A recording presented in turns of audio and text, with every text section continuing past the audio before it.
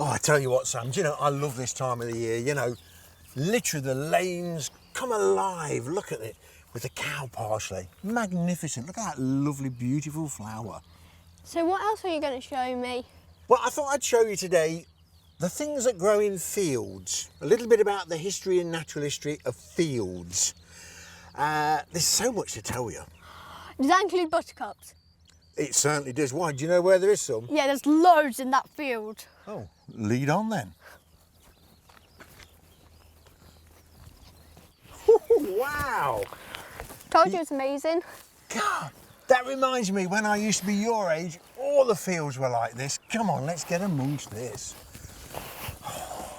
Do you know what I love to do is walk amongst it and then sit in the long grass and just enjoy it. Come on. Wow, look at this.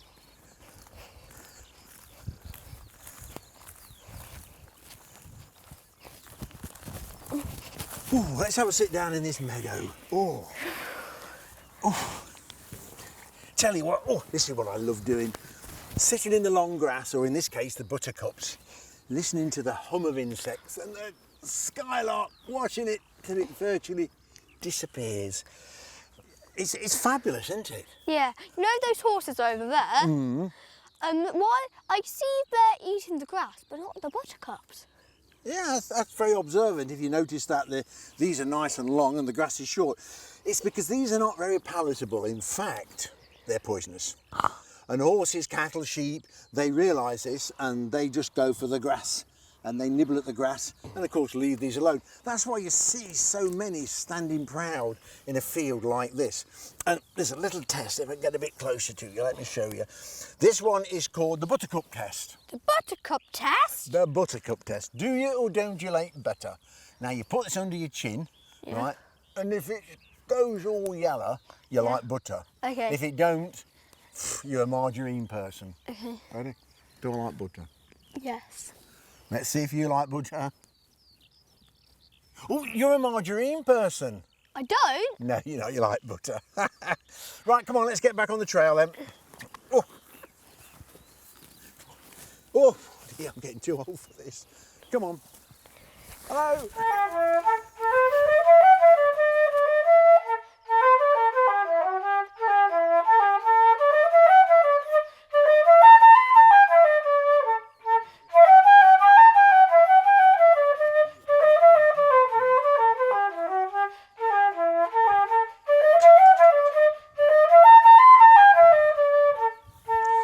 Wait for me. Now, what I'm going to ask you, is this a meadow or a pasture? I don't know.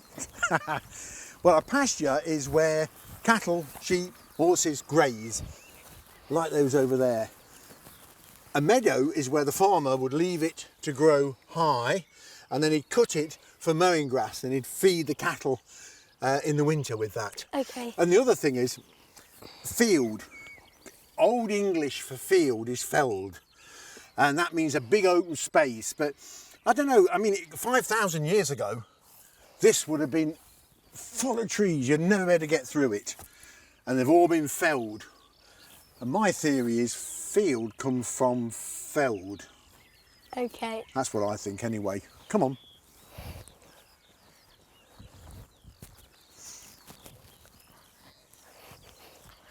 Whoa! It's like being on a wavy sea. Why is that? You've noticed it as well. I was going to see if you noticed this. This is what you call ridge of Furrow. This is a medieval field. And if you look at it, can you see how it goes up and down and up and down? It's wonderful, isn't it? Yeah. Now, what happened was, go back to medieval times, they didn't have tractors, and they used to have a team of oxen, big cattle. And they used to pull a wooden plough, right? It must have been hard work. Oh, and as they were going along like this, they turned the sod of grass over like that. Of course, when they got to the end of the field up there, all they could do was turn it round and come back the other side, like this. So over the years, the decades, it's ended up as a big mound like this. And of course, these strips, most probably certain villages would have had this strip perhaps from the village over there. That was a nice dip for drainage, and this was the high ground where you could grow the crops. And if somehow you could get right up there in the sky, you'd see the whole of Britain is covered with ridge and furrow. This is how farming used to be, possibly 1,000 years ago. So this is really an ancient monument, is this field, and everybody walks by it but you, and they never recognise it. Let's go and say hello to the cows.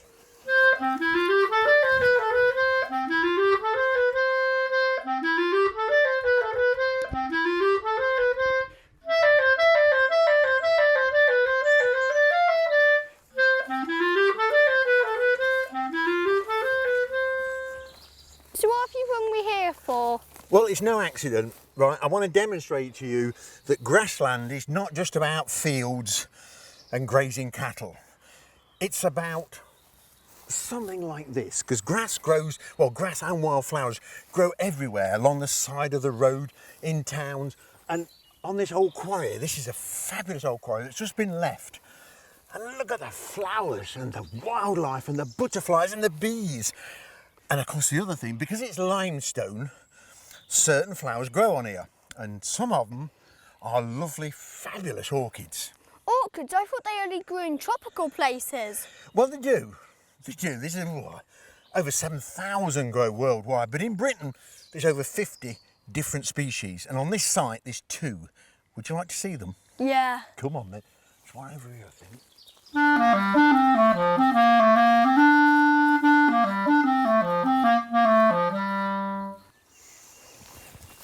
Now, Sam, remember right, I spotted it over here. Can you see it? Look at that. Now, is that magnificent? Now, this is the common spotted orchid, okay? Common because it's the most common one that we've got in the country. And they grow in grasslands like this, calcareous limestone grassland. And if you look at the leaves, you can see there's black markings on there, lots of spots. That's why it's called the common spotted orchid. And it throws up this beautiful spike flower. Magnificent, isn't it? Blimey, massive daisies are surrounding it. That's very true. These are called oxeye daisies. And again, the oxeye daisy comes out about the same times as the orchids, and they grow in meadows like this, or waste ground, or old quarries like this. And don't they add a lot of beautiful colour? It's magnificent. Keeps the bees busy, don't it? But there's another orchid just over the other side there that uses nature to its advantage. Do you want me to show you? Yeah. Come on then.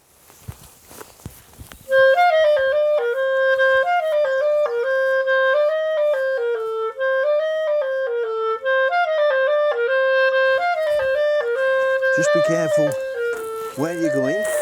This grassland is very quickly becoming into woodland. It just shows you how habitats can change. But over here is this particular plant I want to show you. And you don't see a lot of them. Now you've got to look, there it is, there it is, there it is, there it is. Wow, look at it. Now Sam, this particular plant is here. Look, can you see it? There it is. I don't know why I'm whispering. You can most probably hear every word I'm saying. This is called a bee orchid. Bee orchid? Why is it called a bee orchid? Well, if you look closely at all those different flower heads, what can you see that looks as though it's settled on it? A bee. And that resembles a female bee, and of course a passing male bee will settle on it, hoping to mate with it, and it pollinates it. And it's just wonderful how nature has evolved, you know, to con a bee. I don't know why, because they actually self-pollinate anyway, but they are beautiful, beautiful flowers. Now, the other thing that I haven't shown you is an old-fashioned grass meadow, a hay meadow. Now, you don't look, do you get excited about grass? I'm going to get you excited about grass, because they have got some weird names. Let me show you a good old-fashioned hay meadow.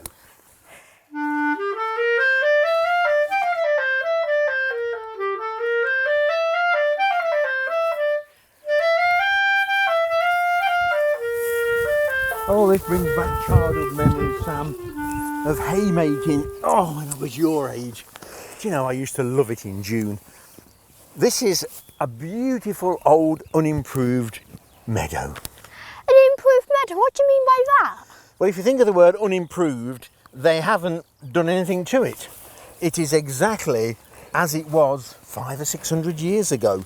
It hasn't had chemicals on it, it hasn't had fertilisers on it, it hasn't been ploughed, it's just been left. And because it's been left, it's allowed it to sort of get a huge diversity of wild plants. And the thing I love about it are these lovely, beautiful wildflowers.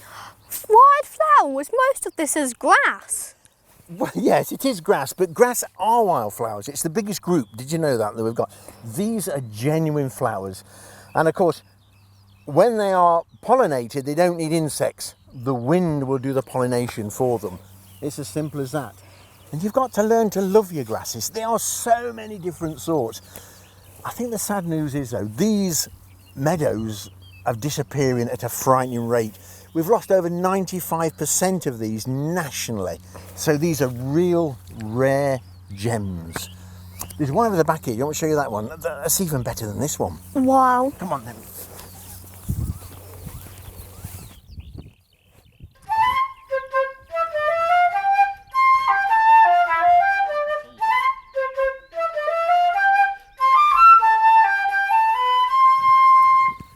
Now, Sam, this is the meadow I've been talking about.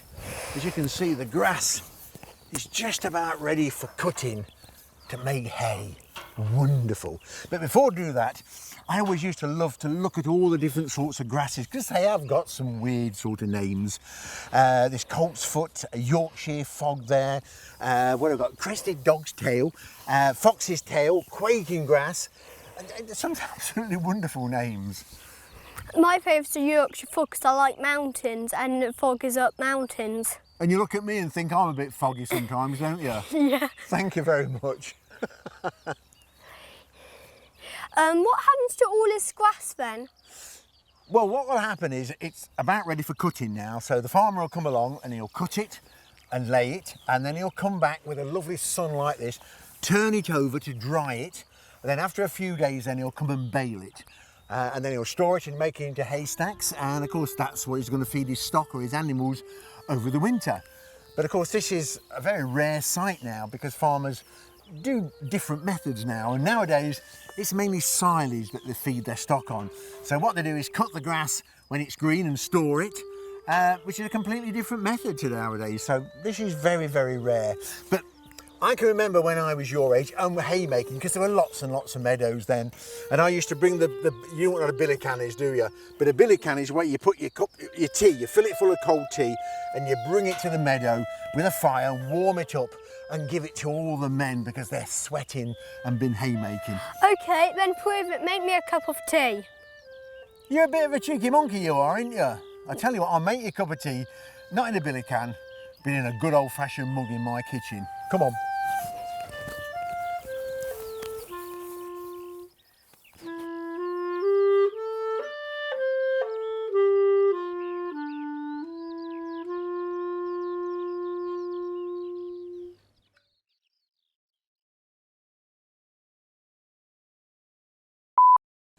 There's something about horses, isn't there? They stink. Right, you ready? Yeah. Right, that's where we're going to sit. Come on then, me old beauty. How far back do you want us to go? Okay, now you which side was he? You were this side. You were that side, Sam. Oh yeah, I remember. Okay. 3, 2, 1, go. Oh. Oh, hello mate, how are you? You enjoying the buttercups? He certainly is. I tell you what, Sam, come on, let's sit down. You don't mind if we sit in your field, do you? Of course you don't. I tell you what, I used to love it. You used to sit in a field like this and you could listen to the insects and watch the skylark disappear and have the company of a beautiful horse. Oh my God. Bloody thing, let's do that again.